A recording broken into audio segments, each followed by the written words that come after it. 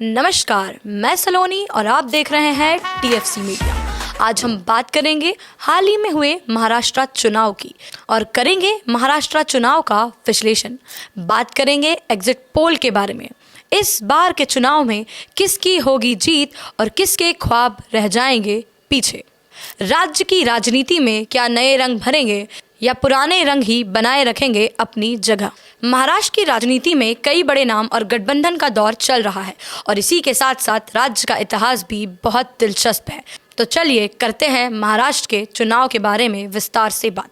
सबसे पहले हम बात करेंगे देश की सबसे बड़ी राजनीतिक party Bharatiya Janata party. Bharatiya Janata party इस बार 148 सीट पर चुनाव लड़ी है। मुख्यमंत्री एकनाथ शिंदे के नेतृत्व वाली शिवसेना भी बीजेपी के साथ गठबंधन में है और 81 सीटों पर चुनाव लड़ रही है। इसके अलावा एनसीपी अजीत पवार वाली पार्टी ने 59 सीटों पर चुनावी मैदान में अपने दावेदार उतारे। ये तो हो गया महाराष्ट्र का एक गठबंधन।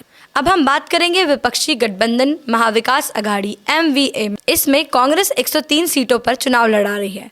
वहीं उद्धव ठाकरे की नेतृत्व वाली शिवसेना ने 95 सीटों पर चुनाव लड़ाया है। शरद पवार वाली एनसीपी ने 86 सीट पर उम्मीदवार उतारे हैं। इस चुनाव में अगर हम प्रमुख उम्मीदवार देखें तो मुख्यमंत्री एकनाथ शिंदे, उप मुख्यमंत्री देवेंद्र फडणवीस, अजीत पवार और पूर्व मुख्यमंत्री उद्धव ठाकरे सहित कई बड़े नेता मैदान में हैं। महाराष्ट्र में अगर हम सीटें देखें तो कुल 288 विधानसभा सीट है, जिन पर 4136 उम्मीदवार चुनावी मैदान में हैं।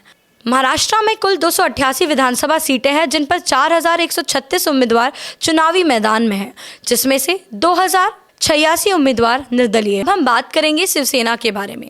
1966 में बाल साहेब ठाकरे ने शिवसेना की स्थापना की थी और आज ये पार्टी महाराष्ट्र की प्रमुख राजनीतिक ताकत बन चुकी है।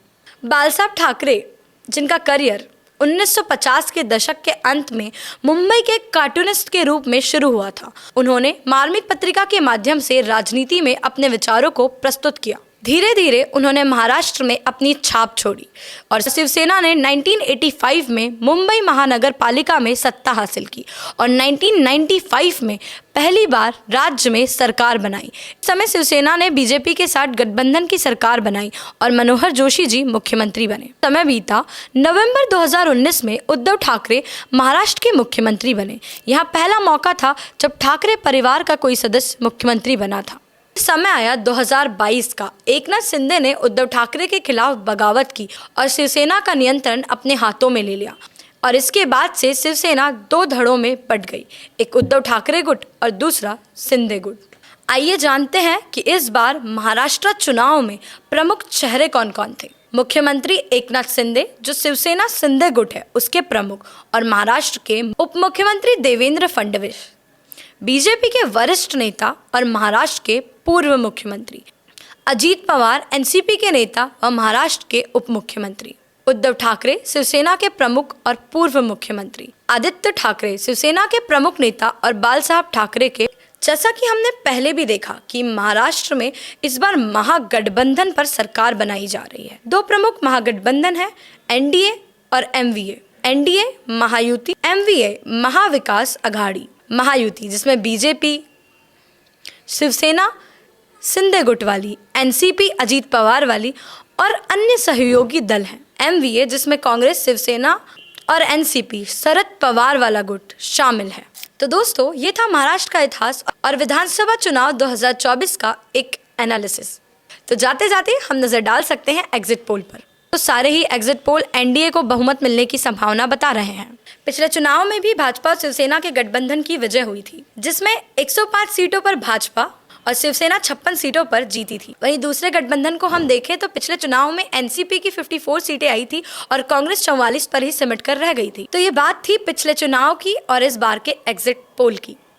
पर सच तो यह है कि इस बार एग्जिट पोल भी दांव पर लगे हुए हैं। पिछले चुनाव के एग्जिट पोल देखें तो अक्टूबर में जो हरियाणा चुनाव हुए उसमें लगभग सारे ही एग्जिट पोल ने बताया था कि कांग्रेस बहुमत से आएगी, लेकिन वहां बीजेपी की पूर्ण बहुमत से सरकार बनी। हालांकि जम्मू कश्मीर के चुनाव के नतीजे देखें तो वो एग्जिट पोल के हिसाब से सही आए, पर वहीं हम जून में हुए लोकसभा चुनाव को देखें तो वहां भी लगभग सारे ही एग्जिट पोल ने बताया था बीजेपी 350 सीटों से ज्यादा पर आएगी।